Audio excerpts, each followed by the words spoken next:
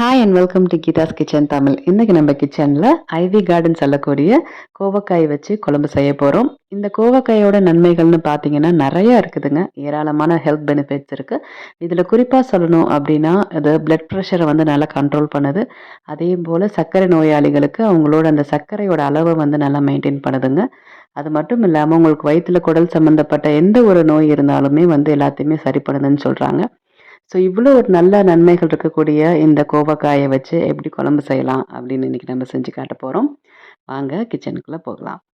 இந்த குழம்பு வைக்கிறதுக்கு ஒரு கடாயில் 4 ஸ்பூன் நல்லெண்ணெய் சேர்த்துக்கிறேன். எண்ணெய் சூடானதும்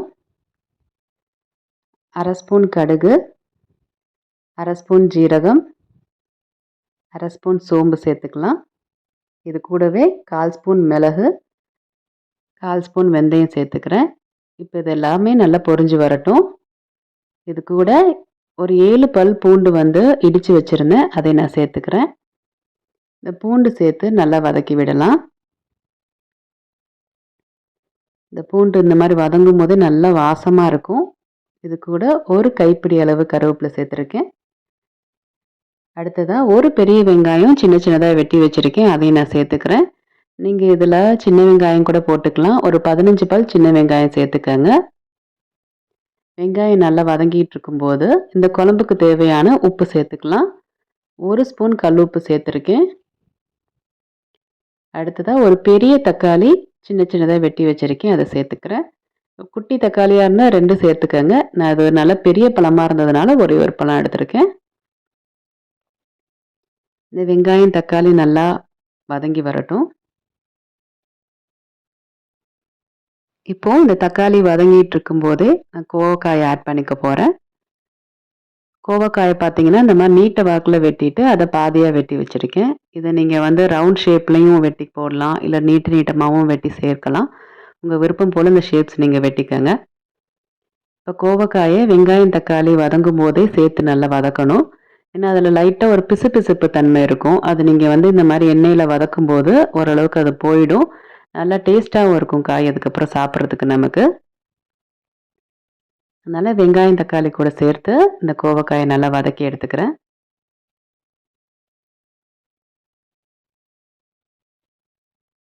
ஒரு 2 நிமிஷம் போல் நல்லா வதக்கிடலாம். இப்போ இந்த குழம்புக்கு தேவையான மசாலா சேர்த்துக்கலாம். 2.5 ஸ்பூன் மல்லித்தூள் சேர்த்துருக்கேன். இது வீட்டில் அரைச்ச மல்லித்தூளுங்க. இது கூட 1 ஸ்பூன் மிளகாய் தூள் சேர்த்துக்கிறேன். அதே போல் 1 ஸ்பூன் சாம்பார் தூள் சேர்த்துக்கலாம். இந்த 2.5 ஸ்பூன் மல்லித்தூள், 1 ஸ்பூன் மிளகாய்த்தூள், 1 ஸ்பூன் சாம்பார் தூள் சேர்த்துருக்கேன். இந்த மசாலா எல்லாமே காயோடு நல்லா சேர்ந்து வதங்கணும். ஸோ நல்லா இந்த மாதிரி வெங்காயம் தக்காளி காய் எல்லாத்தையுமே நல்லா வதக்கிக்கலாம். அதுக்கப்புறம் இந்த குழம்புக்கு இந்த மசாலா வேகிறதுக்கு தேவையான அளவு தண்ணி மட்டும் நான் சேர்த்துக்கிறேன். 1 டம்ளர் தண்ணி ஆட் பண்ணி இந்த மசாலாவை இப்போ நான் நல்லா கொதிக்க வச்சுக்க போகிறேன். ஒரு 2 நிமிஷம் போல் மசாலா நல்லா கொதிக்கட்டும். இப்போ பாருங்கள் நல்லா திக்காக ஆயிடுச்சு. ஸோ மசாலாவும் நல்லா வெந்துருச்சு. அந்த ரா ஃப்ளேவர்லாம் நல்லா போயிடுச்சு.